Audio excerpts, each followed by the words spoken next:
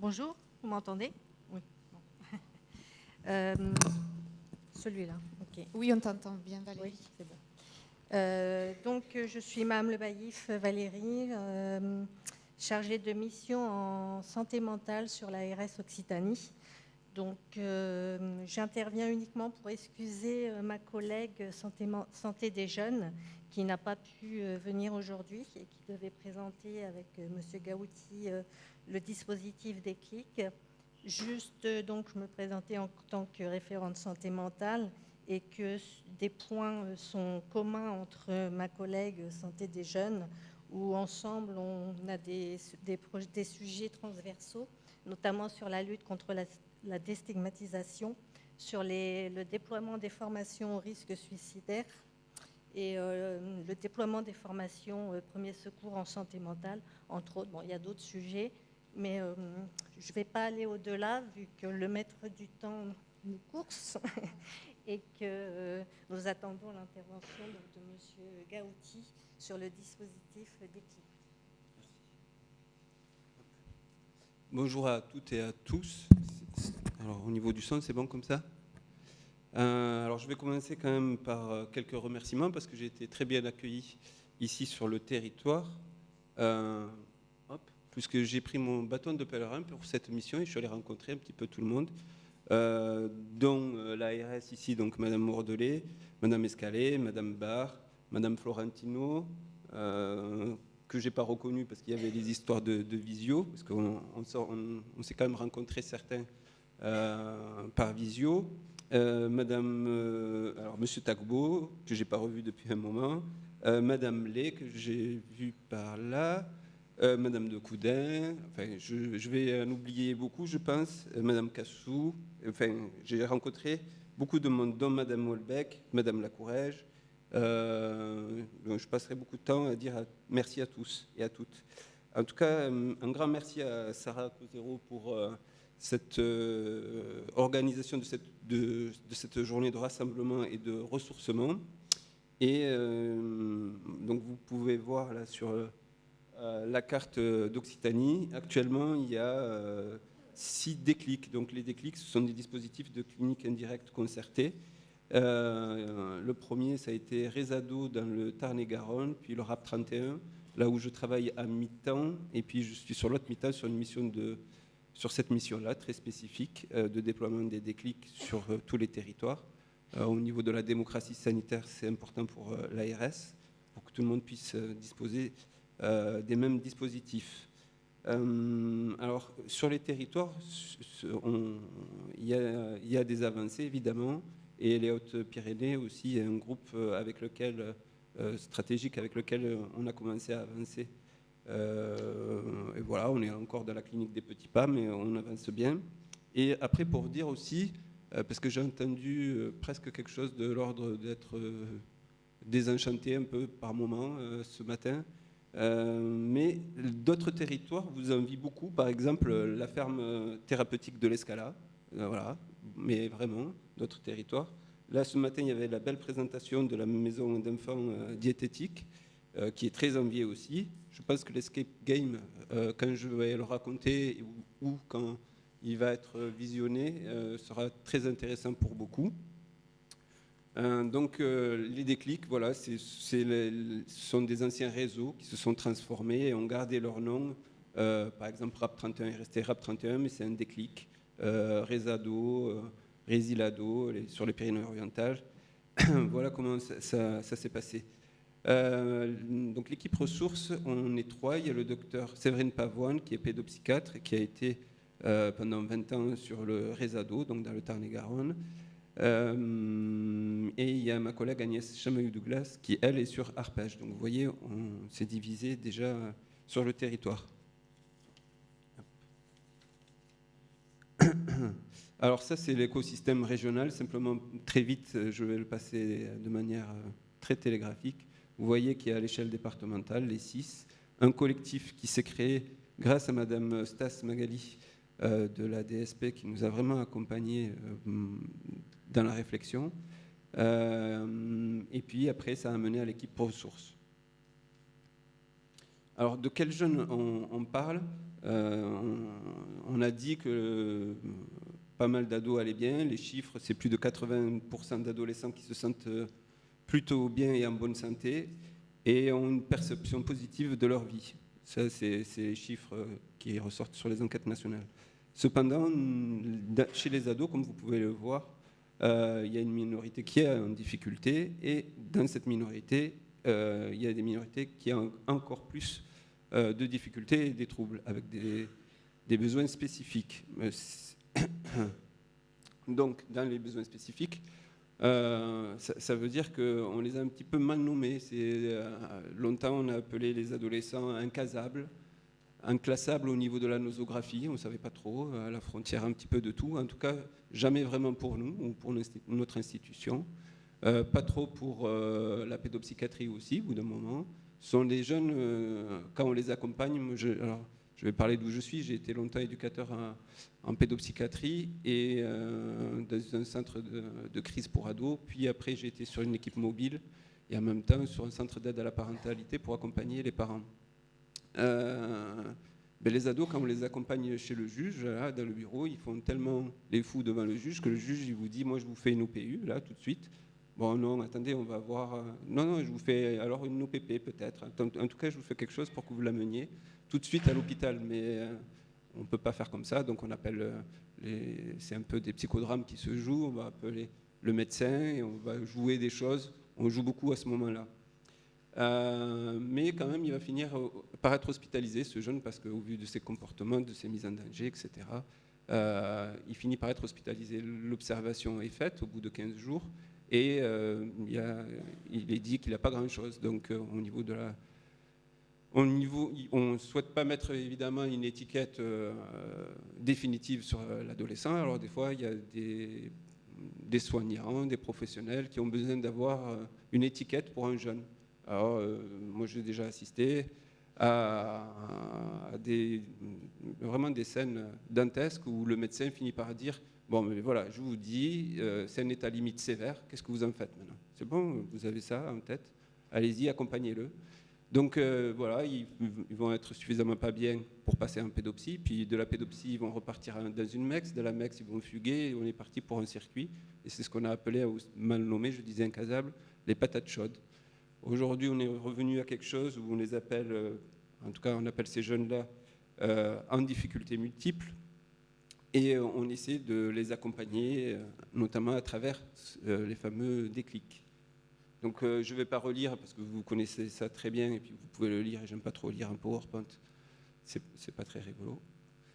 Alors, au niveau de la vulnérabilité de ces jeunes, en fait, historiquement, dans les années 50-60, après la guerre, il y a eu des unités d'hospitalisation qui se sont créées pour accueillir des enfants. Alors, au début, c'était des enfants déficients, porteurs de lourds handicaps neurocognitifs, et après, qui ont été dans des unités appelées de défectologie. C'est pas très beau comme mot, mais c'était là qu'on les mettait. Et donc, il y a eu à ce moment-là de grandes figures, j'y reviendrai après, de grandes figures de la psychiatrie qui se sont penchées quand même sur le berceau et ou sur le parcours de vie, le parcours de soins de ces jeunes-là, et qui se sont aperçus que c'était une population qui était mal étudiée, donc avec des spécificités, et on peut voir des troubles spécifiques, donc au niveau individuel, donc, comme vous le voyez, au niveau de leur monde interne, des difficultés à mettre de l'ordre, et au niveau familial, peu ou pas de ressources, les négligences, les carences, tout ce que vous connaissez par cœur. Au niveau institutionnel, on voit bien que en fait, ce sont des jeunes qui abîment aussi ceux dont ils ont le plus besoin, comme dirait Jamais, c'est-à-dire les liens interpersonnels avec des professionnels qui se soucient d'eux. Et bien, ils vont les attaquer parce que c'est trop difficile pour eux. Et donc, dans les chiffres, on essaie, au niveau des déclics, de travailler avec des centres de ressources, par exemple sur le CRESAM, le centre de ressources régional en santé mentale, avec qui on vient de faire une étude récente pour le RAP, et les chiffres sont éloquents.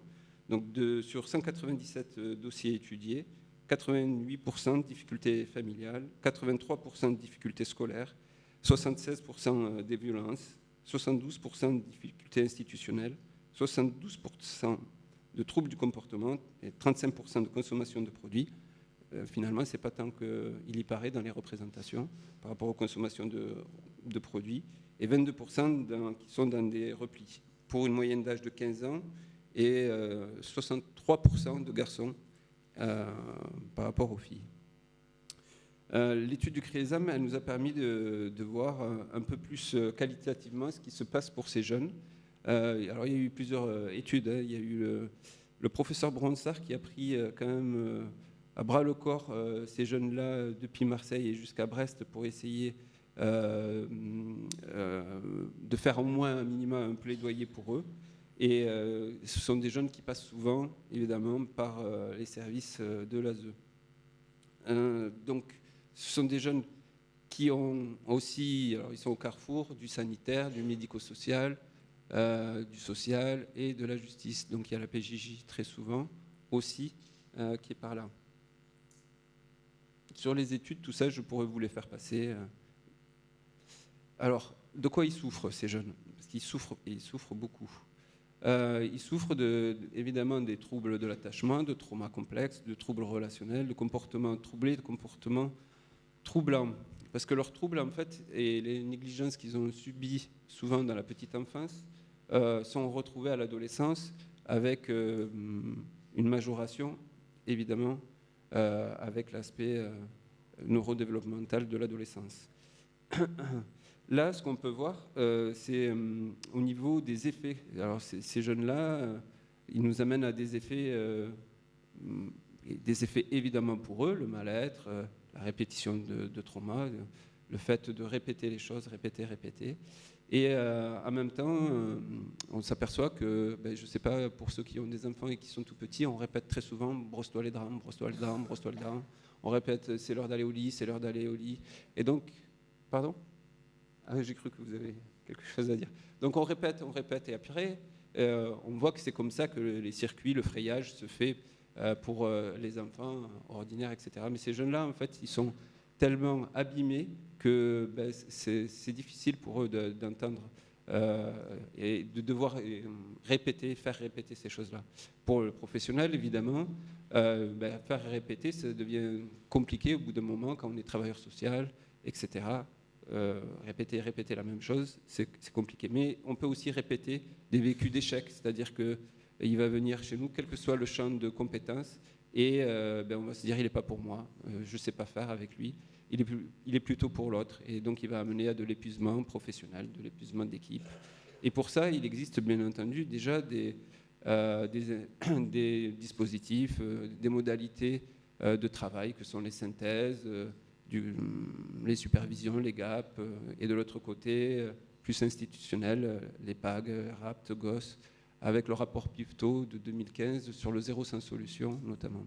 Donc souvent, quand on travaille ça, on travaille de manière synchronique, c'est-à-dire qu'on est dans l'ici et le maintenant. C'est plus compliqué de réussir à travailler sur le diachronique. Et comme on est là dans l'ici et le maintenant, parce qu'il nous amène à ça, le vendredi soir, le courrier au parquet et compagnie, et où ils se retrouvent dehors, etc. C'est souvent, en tout cas pour moi, c'est comme ça que ça s'est joué beaucoup. Donc comment est-ce qu'on peut sortir du synchronique ?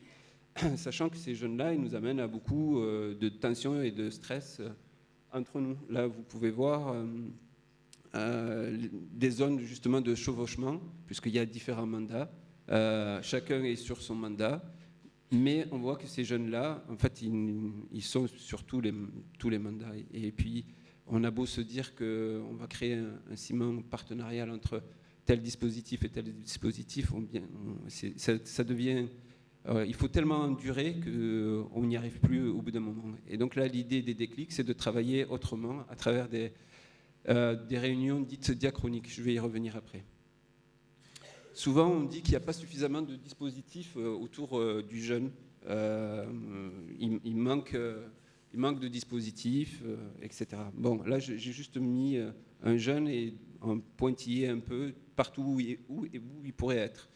On voit surtout, en fait, je l'ai construite, vous voyez, il y a des tensions les uns les autres, des alliances, etc. Mais les jeunes, ils ont toujours besoin, ils ont besoin d'estime, ils ont besoin d'être valorisés, ils ont besoin de reprendre un petit peu confiance en eux, ils ont des besoins d'explorer le monde comme des tout petits quand on se met debout dans la position debout, qu'on commence à lever les yeux un peu et hop, on cherche un cap. Mais on cherche un cap avec de l'équilibre qu'on n'a pas forcément tout de suite. Donc on est accompagné, étayé par ses parents, etc. Tout le monde n'a pas eu cette chance-là. Donc on voit que pour explorer le monde, c'est plus compliqué déjà, y compris au niveau psychomote. Donc il y a tout qui se joue, c'est un ensemble, c'est une intrication psychosomatique, c'est pas que sur un registre. Et évidemment, il y a les... Alors je vais un peu vite parce que je sais que le temps m'est compté. Et je prendrai le temps après, quand je rencontrerai les équipes, plus une par une, d'expliquer tout ça. Et puis je vais surtout laisser la parole au professeur Marcelli après. Ils ont surtout besoin de construire une identité. Et ce que j'essaie de montrer là sur cette constellation partenariale et transférentielle, c'est que ces jeunes, ils vont trouver à un moment un représentant, une forme en tout cas un fil d'Ariane quelque part. Et souvent, c'est là où ils ont eu un toit qui les a protégés. C'est ce que j'ai trouvé beaucoup. Mais si on ne fait pas attention à tout ça et à leurs besoins, eh bien, en fait, il y a un effacement du sujet. Hop. Alors, quels sont leurs besoins ? Évidemment, un environnement stable pour se construire, des partenariats pluriprofessionnels et plurinstitutionnels. Alors, il y a la conception, je vais passer très vite, c'est Uri Brunner. Alors, quand j'interviens avec le docteur Pavone, je lui laisse volontairement le fait de dire Uri Brunner. J'arrive jamais à le dire. Et donc, la conception théorique sur l'approche écosystémique contextualisée. Je passe très vite, ça mettrait du temps. Alors, comment, en fait, on peut se soutenir les uns les autres ? Moi, je parle souvent de Michel Boutbol et de sa thérapie par l'environnement et le fait qu'on peut s'étayer les uns les autres, chacun depuis sa place. Alors, sur le triptyque, il y a des préalables aux soins, il y a le prendre soin et le soin. Des fois, on va très vite sur ce curseur-là et on veut le faire bouger parce que le jeune, justement, nous amène dans l'ici et le maintenant. Alors dans l'ici et le maintenant, ça devient très vite compliqué. Donc nous, les déclics, ce qu'on amène, c'est surtout une méthodologie, une autre façon de travailler. Là, vous avez le schéma pour reprendre rapidement les choses. Et l'idée, c'est diachronique, ça veut dire qu'en fait, on va travailler vraiment le parcours de vie, le parcours de jeunes, et on va conventionner avec l'éducation nationale, avec tous les partenaires, avec évidemment l'autorisation parentale ou légale, pour faire ce travail-là. Et pour le coup, on va interroger la crèche, l'équipe de périnate, la crèche, la maternelle, les instituts qui ont porté le jeune, les différents professeurs, les institutions où il est passé. On interroge vraiment tout le monde, on fait un travail de recueil plus. Et à partir de là, on va mettre autour de la table, une fois qu'on a reconstruit ce parcours, on va mettre autour de la table l'ensemble des professionnels, passés pas trop, puisqu'on a leur témoignage, présents beaucoup, parce que justement, ils n'en veulent plus, ou plus trop. Et l'idée, c'est de réhumaniser le jeune à travers là aussi, un triptyque, récit, narrativité, mise en pensée, puisqu'il nous empêche de penser, ces jeunes-là, à un moment. Et donc, il y a une vision qui devient commune de la part des professionnels autour de la table sur ce jeune. Alors, la clinique indirecte concertée, c'est justement ce cadre-là, créé à travers la neutralité, puisque le déclic se veut être neutre et tiers. On n'est pas pris dans justement la temporalité, l'espace de ces jeunes, puisque c'est souvent ce qui se passe pour eux. On essaie de les faire circuler. Et donc c'est à travers vraiment cette réflexion, cette intelligence collective mise autour de la table qu'on essaie de trouver des pistes d'orientation et de réflexion.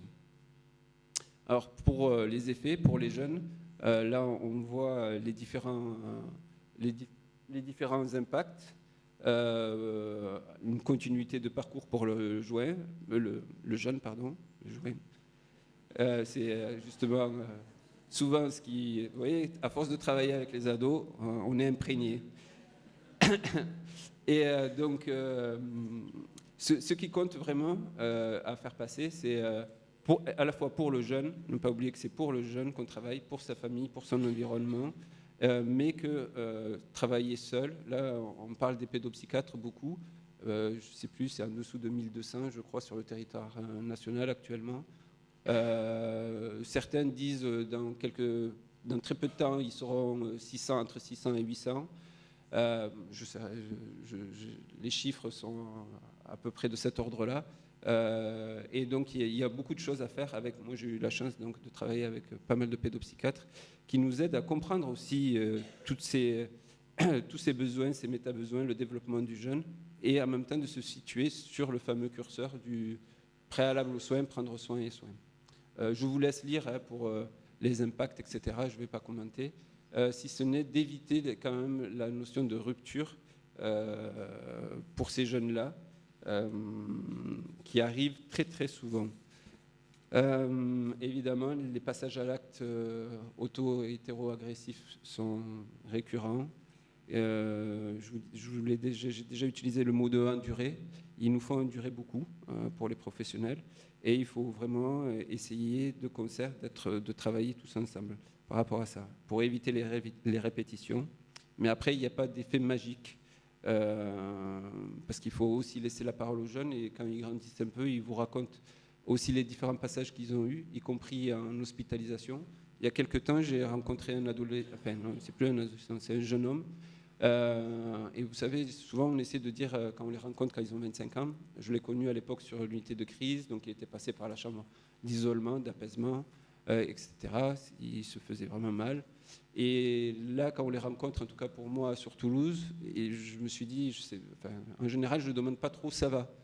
Mais là, je ne sais pas ce qu'il m'a pris, je lui ai demandé ça va. Et donc il me dit, pas trop, mais il me reste. Alors ils nous apprennent beaucoup aussi. Il me reste que quelques psychiatrices, m'a-t-il dit, mais je les soigne. Donc j'ai trouvé ça très beau de sa part. Donc vous voyez, ils nous en apprennent aussi. Donc, alors je m'excuse parce que je n'ai pas envoyé le bon PowerPoint, parce que là-dessus, en fait, je voulais insister sur ce qui se passe au niveau sociétal, c'est-à-dire que il y a des effets qui sont là directement. On a vu le dernier, c'est le Covid. Mais par exemple, je sais pas, il y a l'école qui est arrivée obligatoire de Jules Ferry jusqu'en 1959. C'était jusqu'à 13 ans. En 1959, on décide que ça va aller jusqu'à 16 ans. Et à partir de là, donc c'est plus de 2 millions de jeunes qui sont obligés d'aller dans leur scolarité. Donc vous voyez, c'est des choses qui se passent, et donc on n'est pas en dehors d'effets de société comme ça. Alors je voulais mettre, il y avait en principe dans l'autre PowerPoint autour de ça, les lois, etc., mais aussi un peu nos pairs au niveau de la pédopsychiatrie et la psychiatrie. Et j'aurais voulu citer, enfin vous auriez vu en principe, je vous le ferai passer, Philippe Guton, Evelyne Gestenberg, Bertrand Kramer, Thomas Berry-Brazelton, Didier Houzel, Daniel Stern, Philippe Jamet, Alain Braconnier, Pierre de Lyon, et je vais laisser la parole à celui qui a été aussi très important pour moi, et pas que moi, parce qu'il a été ressource pour, en tout cas sur Toulouse, il a été très important pour nous, mais il a su créer et ouvrir aux autres disciplines associées. Donc je laisse le soin à Monsieur Marcelli de venir.